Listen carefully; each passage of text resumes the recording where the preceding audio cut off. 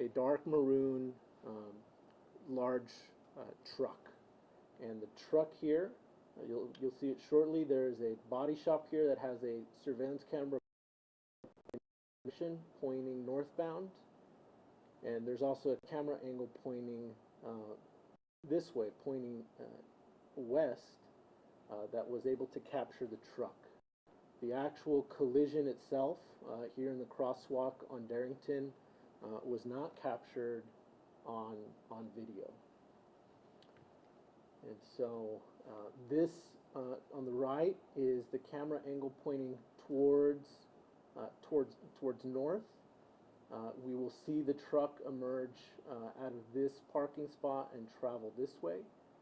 And then this will be Darrington heading south.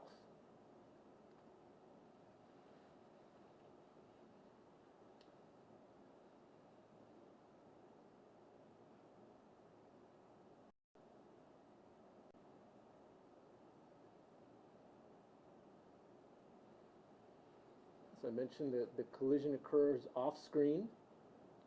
This is the crosswalk here, and then the vehicle drives westbound on Darrington. Mr. Solis was identified as a suspect because a bystander, a witness to the collision, stopped and was rendering aid to Mr. Romero, but then got back in her car to head this direction. Approximately a mile down the road, she observed a red truck, and she took a picture of that truck and reported that truck as the offender. Approximately an hour later, officers from the Horizon Police Department were at Mr. Solis's home, arrived, and they detained him and ultimately arrested him. The vehicle that you see here depicted was the red truck that Mr. Solis was driving, that the eyewitness identified as the vehicle. However, if you'll note, there does seem to be a discrepancy in the color of the vehicles. Mr. Solis's truck tends to be a brighter red than the vehicle depicted, the suspect vehicle.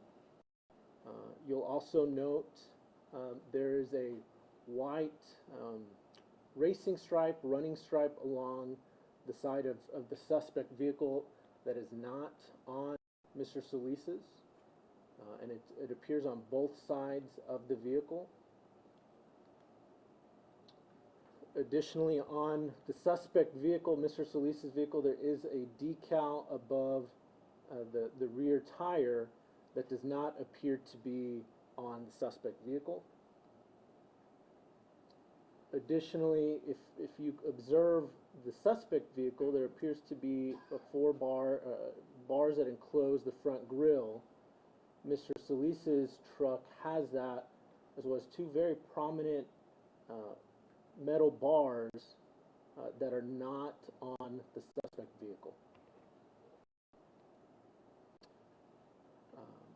As we know that based on the eyewitness identifications or descriptions of the collision, Mr. Romero was struck and dragged for a period of several feet before the truck continued driving over him.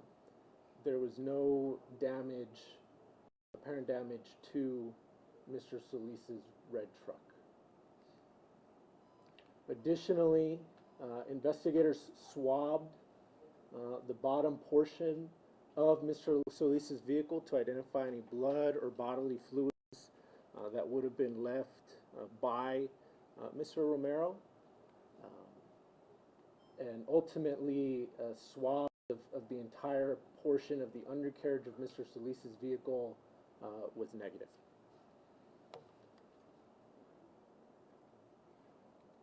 Mr. Solis, when he was detained, had a freshly opened alcoholic beverage in his car when he arrived at his home and was detained by officers of the Horizon Police Department, which, as you can imagine, was very suspicious. However, the can itself was full. It seemed that it had just been opened. And then when officers did obtain a search warrant and obtained a sample of Mr. Solis's blood, and that was analyzed, he had a blood alcohol content of 0. There was no alcohol that was detected in his blood.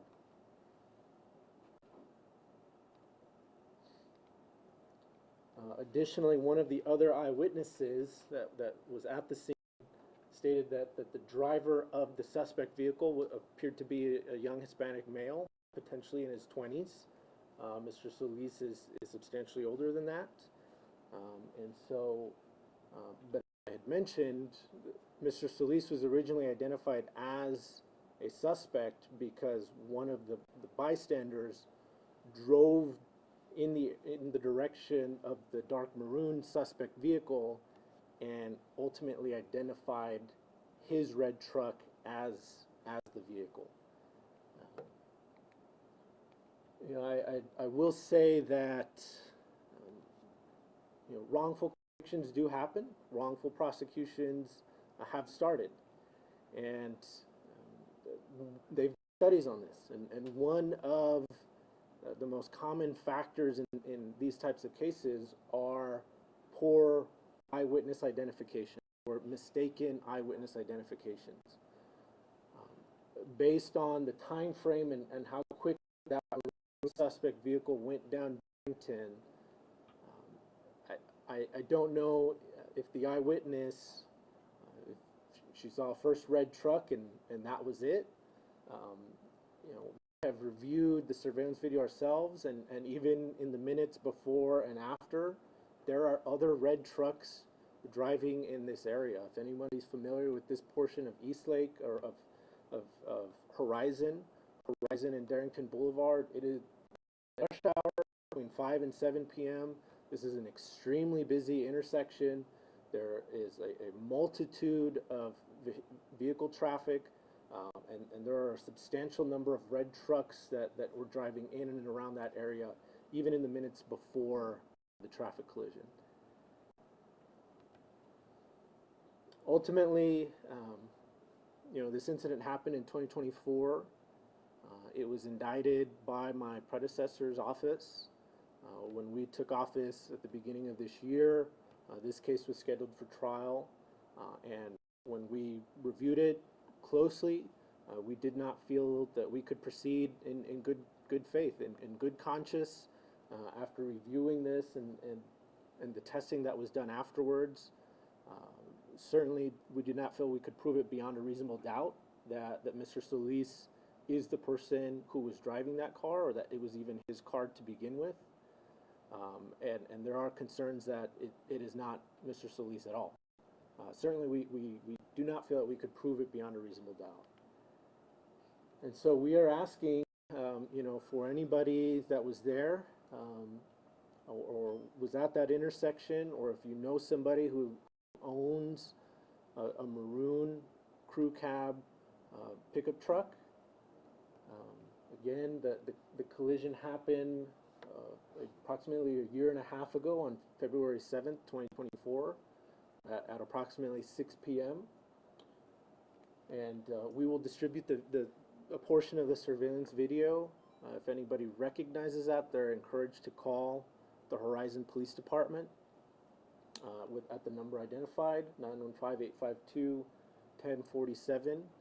If they believe they've seen this vehicle, if they know somebody who might be driving, it's critical that come forward. These hit and run collisions are very difficult to investigate because the person flees. They take the evidence with them. But I know the family of Mr. Romero desperately wants closure. There is no statute of limitations for this offense, and so the evidence can come forward at any time, and we are hopeful that it does. I know Mr. Romero's family is online, and I want to give them an opportunity to address you all, and then afterwards we can take some questions. Ms. Magali, ¿nos escuchas? Sí. Ok, estamos listos para ustedes. Ok, buenas tardes a todos los de comunicación. Me voy a dar la tarea de una carta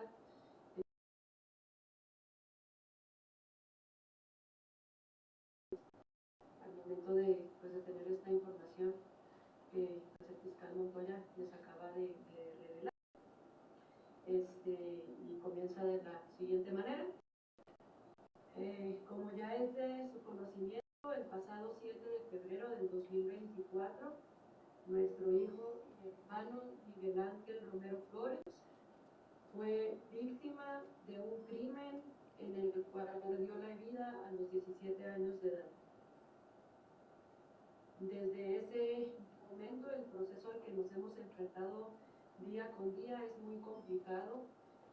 El dolor, la tristeza, la incertidumbre con la que convivimos diariamente se hace cada vez más grande.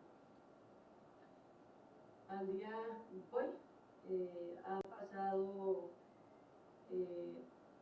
18 meses donde hemos estado en contacto con algunos representantes de fiscalía, y para la fecha de abril nos informaron con el cambio repentino que nosotros teníamos hasta el momento, haciéndonos saber que la principal línea de investigación mostraba diversas incongruencias con los datos de la persona detenida.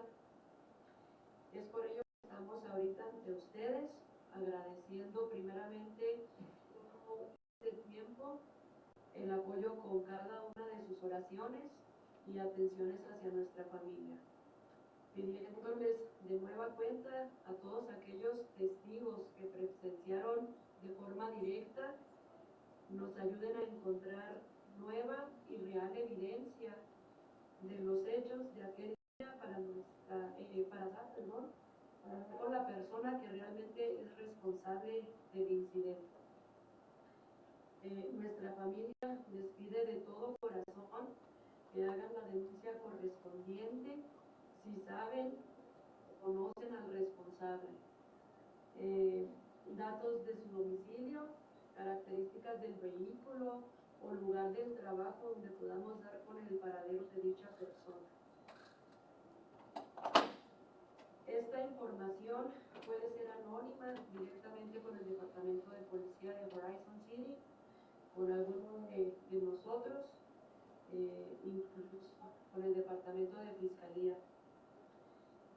Y si hoy el responsable, algún familiar o conocido nos está escuchando, les pedimos con todo el corazón que por esta ocasión hagan lo correcto.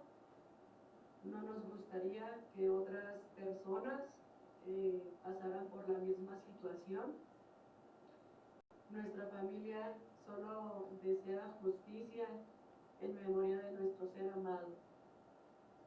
Al Departamento de Policía de Horizon, a cada uno de los investigadores de este caso, les pedimos no voltear la página como un caso más, unan el mayor número de esfuerzos para poder encontrar las evidencias y al responsable de tan grande desgracia para nuestra familia. Confiamos en cada uno de ustedes y comprendemos que son seres humanos que pueden cometer errores, pero a la vez tenemos fe en que esos errores ustedes mismos los enmendarán, dando lo mejor de sí para lograr la justicia que tanto anhelamos. A toda la comunidad de Horizon y a todos los que conocieron a Miguel Ángel, Les pedimos compartir cada uno de los detalles de esta situación, viralizando en cada una de las plataformas digitales para poder ayudar a la investigación. Así, de esta forma, poder llegar a más personas y encontrar nuevas líneas de investigación, evidencias e información real del responsable. De nueva cuenta, agradecemos cada una de sus oraciones, teniendo en cuenta que somos más las personas buenas que habemos en el mundo y que con su ayuda podremos encontrar juntos la tranquilidad para nuestra familia, justicia para la memoria de Miguel Ángel Romero. Muchas gracias por darnos la oportunidad de expresar nuestro sentir. Dios los bendiga. Atentamente, familia Romero Flores. Did anybody have questions for the Romero family? Yo, Josué Esquivel de Telemundo, me gustaría más que nada saber un poco cómo se sienten ahora. Tenían la esperanza de que fueran a juicio, les cambian prácticamente todo el caso. Como familia, ustedes, pues cómo reaccionan, obviamente, cómo se encuentra tu madre.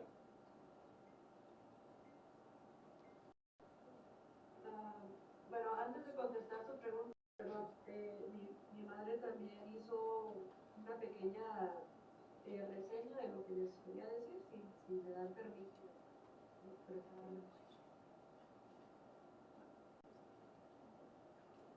Buenas tardes, yo soy la mamá de Miguel Ángel Romero Flores. Quiero pedirles con el corazón en la mano a todas las personas que vieron el accidente del hijo, que nos ayuden a dar con el responsable para que se haga justicia. Mi hijo no merecía tener una muerte tan horrible y violenta. Les pido a los fiscales y policías que por favor ya nos den una buena solución. Ya es mucho el tiempo y que hubo muchos testigos a los que no se les tomó bien su declaración.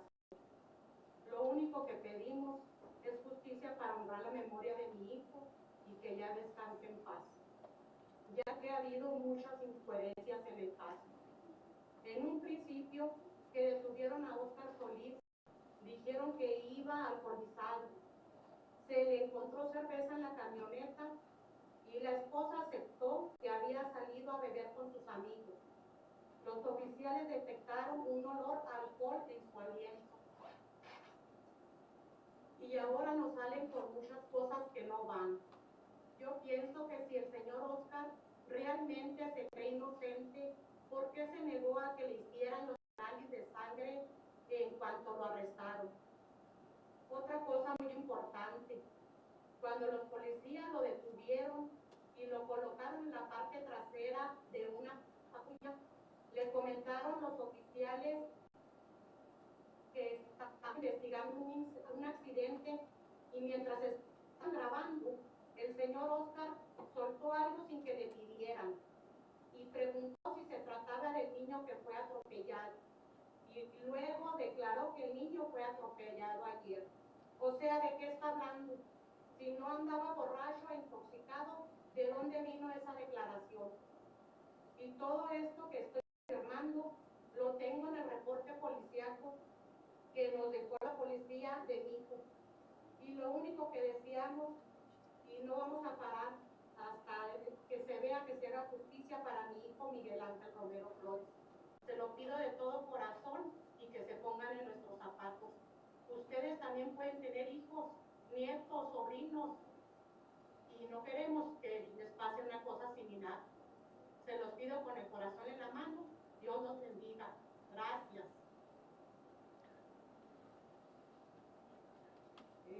De acuerdo a la pregunta anterior, uno consterna demasiado la información que hemos recibido, porque fue mucho el tiempo a partir de que ocurrió el accidente donde mi hermano murió, a la fecha en la que nos indicaron que había cambios en esa investigación. Entonces nos remueve a nosotros sentimientos, nos remueven dudas, y queremos ponernos siempre en manos de la justicia americana. Sabemos que como seres humanos podemos cometer errores, sin embargo no quisiéramos que pues, el caso continuara de una forma pasiva, sino que realmente con ayuda de los testigos y ahora con las personas que nos puedan estar viendo, podamos pues juntos resolver este caso y poder darle la tranquilidad a mi familia, así como a lo mejor hay muchos casos que se encuentran en la misma situación. Yo pienso que como comunidad podemos hacer el bien, no para colgarnos de a lo mejor una fama, nada más lo que es el hecho de hacer la justicia para calmar un poco el dolor de la familia. Toda esta situación no nos va a devolver a nuestro hermano, pero tenemos fe que nos va a dar un poco más de tranquilidad el saber que el responsable está pagando por sus hechos.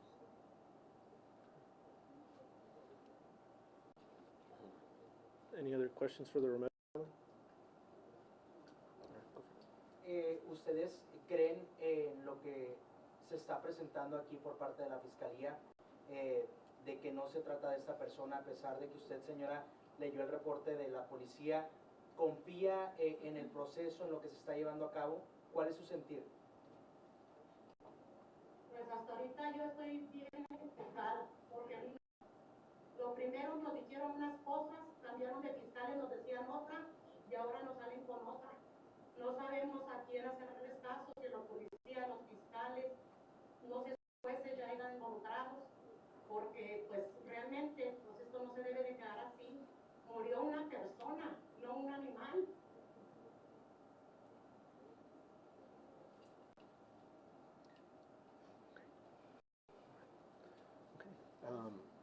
Gracias, familia Romero.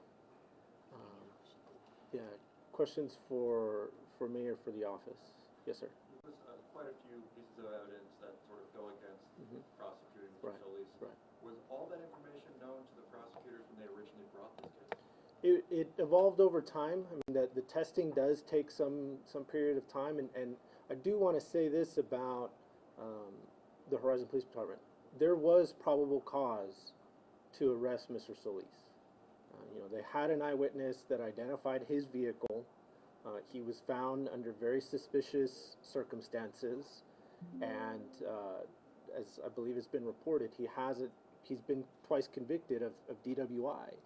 And so it's kind of this perfect storm, if you will, of incriminating circumstances that led to his arrest. And so there was probable cause to arrest him and to charge him. But once you started taking a deeper dive into it, once we got the DNA results, once we got the blood alcohol results, it became very clear that we do not believe that it's him. And with a lot of that evidence you just mentioned, did you guys get that when you had already come into office, or was that available to the previous? I couldn't tell you with certainty right now when the testing was done. I know it's in the reports, but I can tell you that once we got into office and we looked at it, we made the decision that we could not go forward in good conscience. Did you speak to the prosecutors on the case with people working it from the previous office about why they didn't drop it after they had the information? So the prosecutor that worked on this case initially no longer works in this office. And did you discuss with them? No, we did not. When you came into office, what was the process? I mean, Mr. Solis had already been in jail for more than a year. Yeah, I mean almost a year. He was incarcerated that night on February 7th, and he remained incarcerated until we dismissed the case. So he was in jail for over a year. And when did you start reviewing the case? In March and April. It was scheduled for trial in April, and so we really started diving into it in March. Just 2 months when we got here. Yes, sir. Have you talked to his attorneys?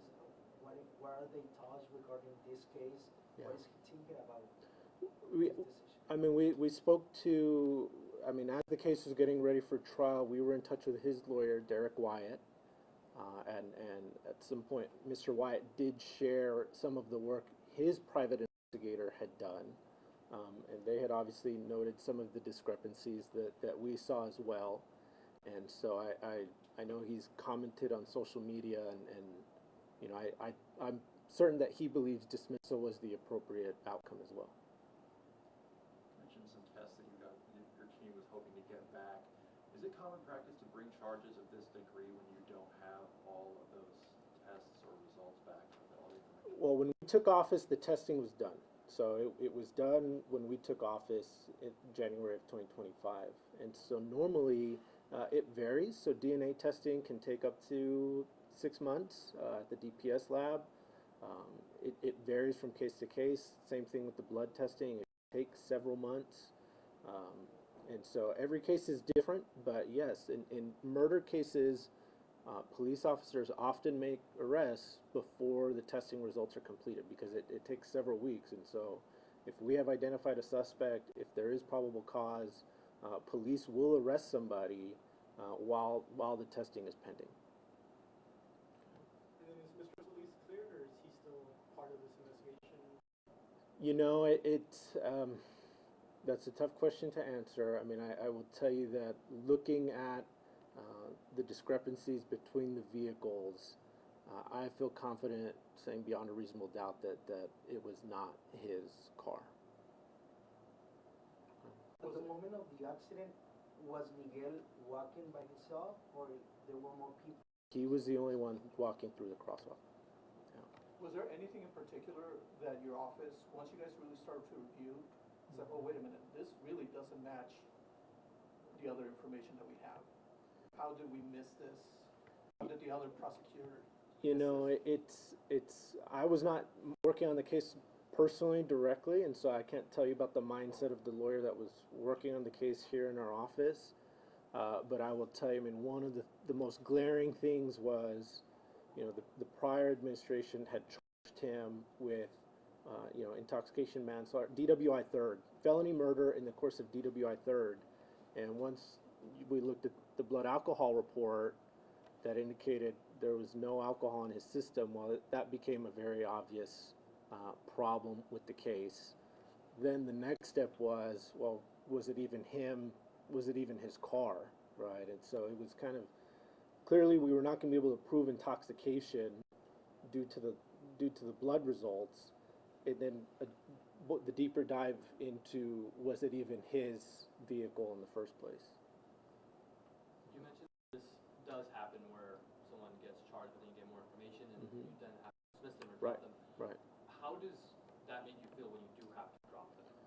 I mean, it's part of the job. As I mentioned, you know, our duty as prosecutors is not to convict, it's to seek justice. That is our solemn obligation. It's an obligation that I take very seriously.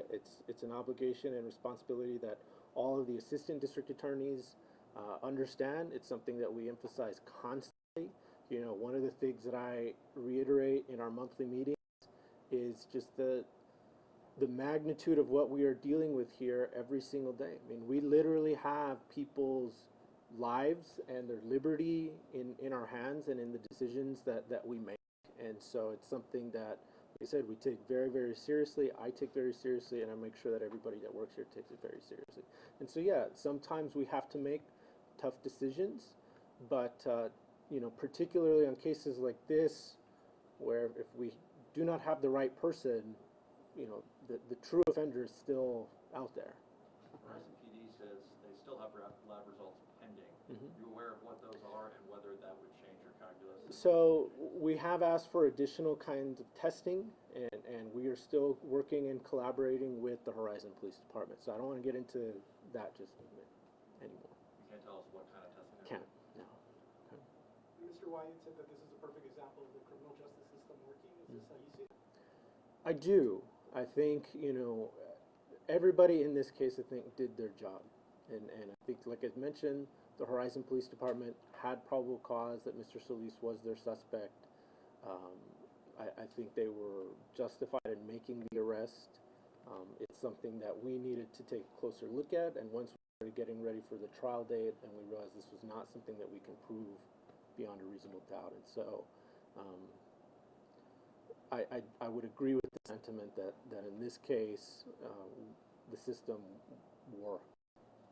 Mr. Solis was in jail for roughly a year. Yeah. Find the justice system worked for him here? I mean, the charges are being dismissed. He still lost a year of his life. Yeah. And again, it goes to the stakes of how important this endeavor is and how important it is to get it right and to come in here every day and strive to work hard to make sure that we're getting it right on behalf of the community.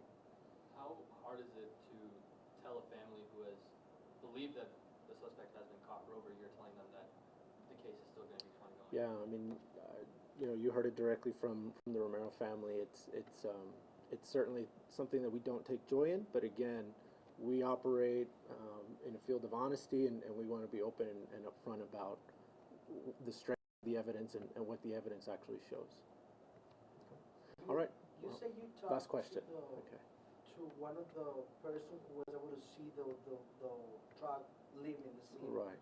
What she told you exactly? She was kind of confused about the truck, or? No, we did not speak to her directly. So when there was a statement taken from her by the Horizon Police Department when this happened. And so I don't want to get into the specific details about what she said or didn't say, but she did identify Mr. Solis's truck. You know, she stopped at the scene, was there for a period of time, got back in the car. By her own admission, she lost sight of the red truck and then found a red truck, you know, down the road. And I think she believed that was, in fact, the car. But, okay. All right, thank you all. I appreciate it. I have this statement from the family.